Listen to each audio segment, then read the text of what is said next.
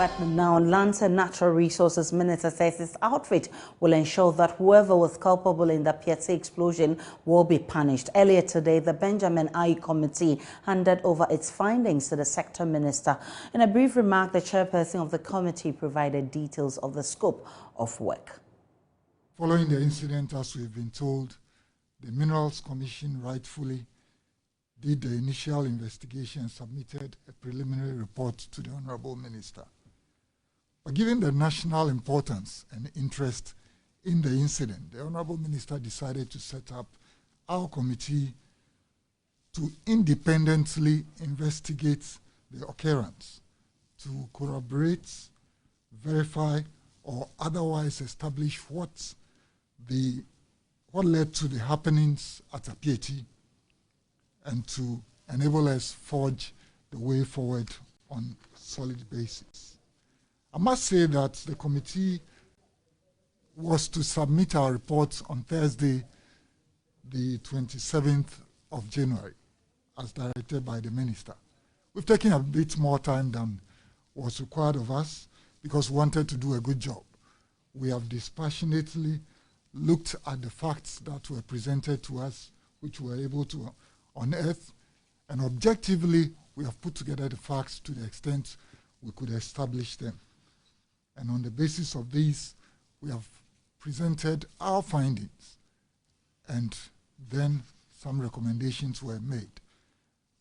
We were able to, over the period, visit the relevant stakeholders. We were able to talk to witnesses to the various incidents, and through the interviews and our observations, we've come up with this report we are going to present this morning. I just need to highlight that we're able to visit the relevant police stations, talk to the commanders, looked at the log records, talked to the police escort assigned for the assignment. We're able to visit Maxam at Iduaprim, talk to the dispatchers and the management as well. We had interviews with the transporter, the explosives driver, the escort driver, the management of Maxam, and also the transporter. We talked to a number of eyewitnesses in the community itself, starting from the chief through a number of others who even helped to convey the injured and so on to the hospitals. And at the end of it all, we have come up with this report, which we believe fairly represents the facts of the case. However, let me emphasize that we will not preempt what the minister will decide. Well, Lands and Natural Resources Minister Abuji Napo says his interest is ensuring that the recommendations of the committee are implemented to the latter. What I have been interested in as the minister responsible for lands and natural resources, and for that matter mining, is whether or not the regulatory regime of mining as it relates to explosives was adhered to or not. And if the regulatory dictates were not respected, what are the consequences? That was exactly the restricted remit of the Ayi Committee. And I think it's important that I emphasize on that.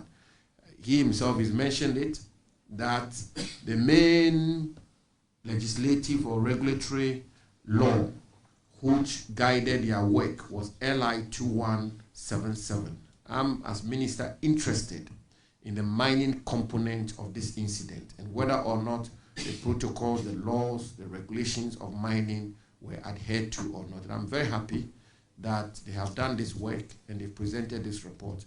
And I believe that the report will guide us as to the next steps we should take. We should be able to review this report as soon as possible, almost immediately, and be able to come to a firm conclusion as to what are the necessary steps we have to take. I think it's important that as a people, when incidents like this occur, we establish the fact dispassionately. All the questions which Ghanaians have asked, which many people have asked, which pundits have asked, those questions should be answered to the best of our ability and as fairly and as objectively as we can, anchored on integrity.